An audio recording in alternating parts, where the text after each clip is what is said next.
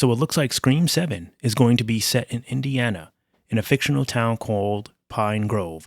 We saw a bunch of images. If you guys are not familiar, there's a couple of creators that have been kind enough to share with us Scream 7 on-set photos. One of the creators, Craven Something Scary, he got his hands on some good stuff. So very good, and thanks to him for letting us see that. So now I'm even able to talk about it just because of that. These are not his images, by the way. This is from Atlanta Filming. This is basically where this is being shared. So just a shout out to them for posting it on their Instagram. So I'm just basically showing you guys what I'm seeing here from their Instagram. And it looks like we got the setting from Pine Grove, fictional town in Indiana.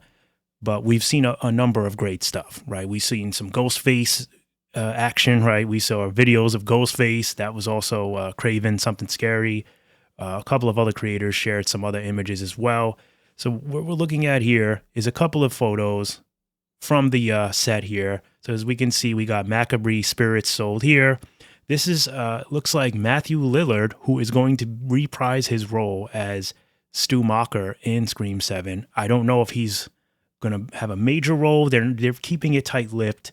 We know Scott Foley's back playing Roman Bridges, but he confirmed it's a short film for him. So I don't know if I'm guessing for Roman, and it's probably just a flashback. But as far as Stu, I don't know.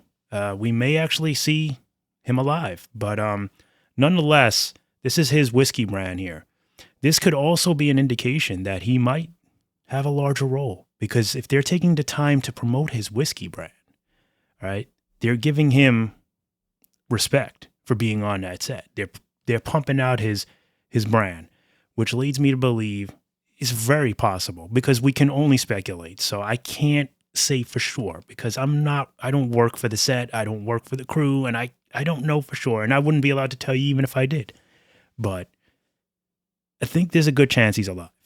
Okay, this right here is a very good indication. I'm sure other creators have mentioned this in their videos, but yes, I do think that Stu Macher is back. I think he's going to be in 7, probably towards the end. Maybe we'll get a last-minute face reveal, which will then give an opportunity for an 8th film, because we know that they're already filming 2, apparently, at the same time. So we got 7, and 8 has already been confirmed.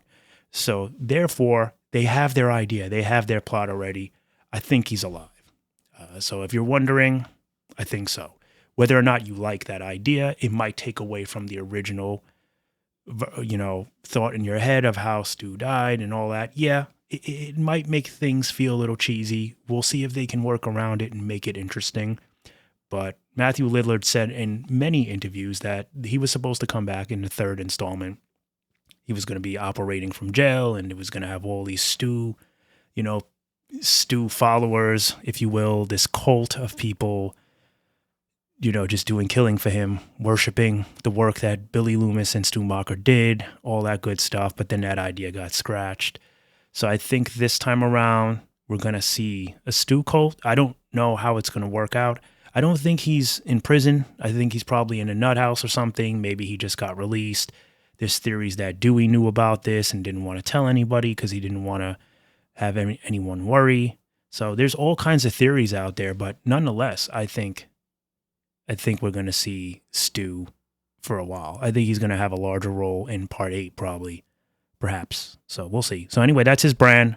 That's just an indication. That's why I'm spending so much time on this photo. If you're doubting that Stu is alive, this could very well be a huge clue that he is. Promoting his brand like this, maybe they're just doing him a favor. Him and Kevin are good friends. They go way back. Maybe Kevin's just trying to help him make some money. Maybe. We'll see. All right, so then we have the Fall Festival, 25th annual.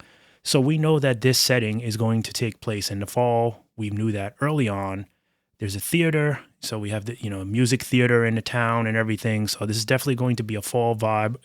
This is a small, relaxing town where Sidney Prescott went to get away from all the ruckus in her life. California's too busy. Woodsboro's too busy. So, after everything that went on there, we can imagine why she would just want to go to a nice, quiet, peaceful place with her family. All right, so we got the Pine Grove High School.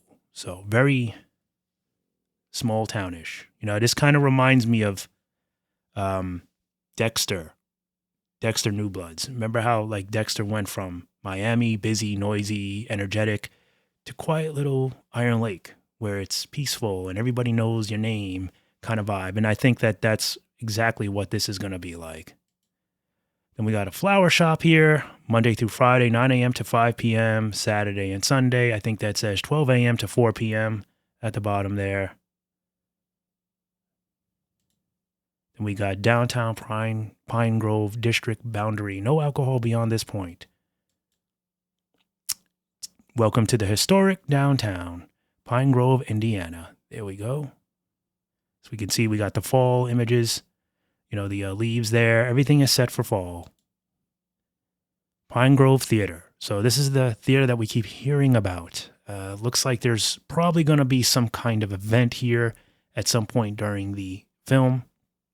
I'm thinking maybe there'll be a chase scene or something like that. That's what a lot are suggesting. It makes sense. They keep kind of focusing. We've seen a lot of images focusing on this theater, and then there's some place where it actually says that there's an event on a certain night. Maybe we'll get to that in this set of photos here. But then we also have Ron Lynch for Pine Grove Mayor. We keep seeing a lot of this image too, or we keep hearing a lot about the Ron Lynch for mayor. So I don't know if there's some kind of reference to it, if the mayor is somehow involved with what goes on here, the killings, or, you know, I don't know. So I guess we'll see. But that's a clue, potential clue anyway. Okay, then we got the waffle shop here. Pine Grove Griddle. So perhaps we'll see something happen here. Maybe a chase scene or something. All right, so I think this is what we're hearing a lot about. So we have the Fairy Princess, November 27, 28, and 29 at 7 p.m. And then we have November 30th at 4 p.m. So this indication right here, this could be an indication, November 30th at 4 p.m., that this could be the day when something goes down at this theater. That is what I'm hearing. A lot of creators have pointed that out. Guys that have been doing this for a while that are very smart have been making very educated theories, and they might be onto something. So I don't know. This is interesting stuff here. I like this setting. It's completely different. So this should be cool. But that's our photos here. I just wanted to share some of this with you guys because it's good stuff. We're getting a lot. And I really hope we don't get the spoilers. I hope we don't run into spoilers. I don't want to know what happens in this film. I just want to see it. But I also want to kind of, you know, have some idea of what I'm walking into. But I don't want to know what happens. Like, I don't want to know if Stu's alive or not. I just kind of want to walk into it. I think he is. And, but, you know, we don't know for sure. So we'll see. Either way, shoot me a comment down below if you guys have anything for me. Please be sure to like, subscribe, and we'll catch you in the next one.